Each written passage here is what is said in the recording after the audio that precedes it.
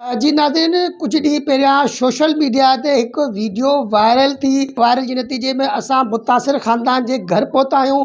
असां सां गॾु नादिया मीराणी मौजूदु आहे, जंहिंजे वालिदैन बि मौजूदु आहिनि। अचो त वधीक इन्हनि सां ॻाल्हि ॿोल कयूं त इन्हनि जो पंहिंजे बारे में वधीक छा चवणु आहे। असांखे ज़ुल्म ॾाढो था कनि, असां ॻोठ ॻोठ में ड्रिकी ड्रिकी भॼूं था, असांखे छुरियूं कातियूं वणनि था, असां न करे छॾियो अथऊं, ज़ुल्म कयो अथऊं। तव्हां असांजी मदद कयो, छो था कयो ग़रीबनि जी, छो था ॿुधो असां छो न अहिड़ो कयो अथऊं। असांजी केरु नथो ॿुधे ग़रीबनि जी, भला को आहे को न आहे, को स्पीकर को नथो सुञाणे, असांखे छो ज़ुल्म असां सां करे छॾियो अथऊं। मुंहिंजी न्याणी वीचारी खे मार चाढ़नि था, मुंहिंजी न्याणी चवनि था मोटाए ॾियो, कारी आहे, हीअं छो मुंहिंजी कारी आहे, मुंहिंजी न्याणी आहे, मुंहिंजो बचो आहे, मां पाली। चाचा था चवनिसि, भाइर था चवनिसि, सौट था चवनिसि, मूंखां पहिरीं न्याणी घुरियो, चऊं तूं असांखे ॾे, असां विकिणणु चाहियूं था। मां चयुमि छो मां विकिणियां, मां पंहिंजी राय ख़ुशी सां न्याणी खे पढ़ायां, पंहिंजे मुड़ुस थी ॾियां, पंहिंजो घर थी ॾियां, छो ईअं कयां।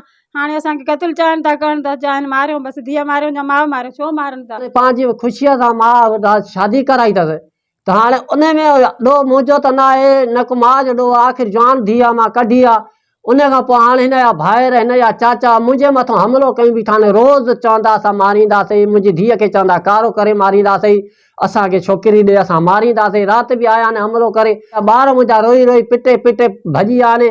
पाड़े वारा न अचनि त मुंहिंजी धीअ खे कारो करे पिया मारनि, ज़ुल्म पिया कनि, मूंसां वॾो ज़ुल्म पिया कनि। मां मंडो आहियां, मां कंहिंखे दाह ॾियां, मां कंहिंखे दाह ॾियां, मां भॼी भॼी थको आहियां, मुंहिंजी को अपील ई नथो ॿुधे। मुंहिंजो नादिया नालो आहे, मुंहिंजे पीउ मां अॼु राज़ ख़ुशी सां शादी कई हुयमि। मुंहिंजा भाइर, मुंहिंजा चाचा चवनि था कारो करे मारंदासीं, असांजी मदद कयो, असांजी अपील कयो, असांजे भाइर मासां जेको कुझु थियो, पोइ मुंहिंजा भाइर ऐं मुंहिंजा चाचा मुंहिंजा ज़िम्मेवार आहिनि। गुलाब वारे वांगुरु माण्हू चाहिनि था, असांजी मदद कयो।